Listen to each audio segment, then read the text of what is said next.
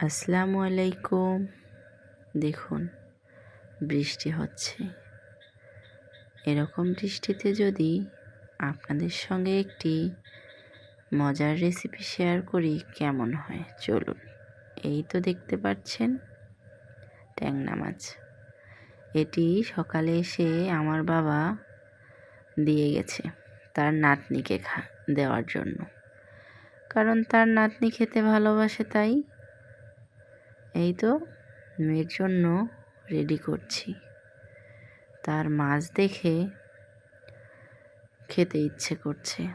কি আর করার, ঝটপট রান্না করার জন্য এই তো মিক্সিতে মশলাটা রেডি করে নিলাম।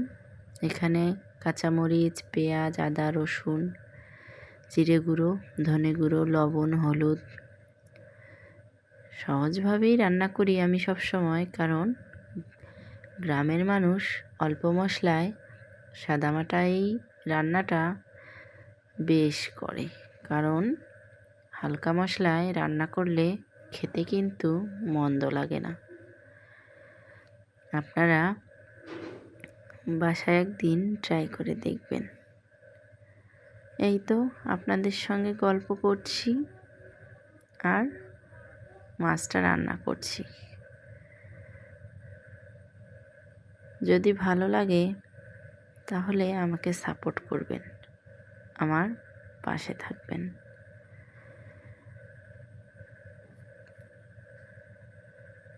এই তো আস্তে ধীরে মাছটা রান্না করে নিচ্ছি।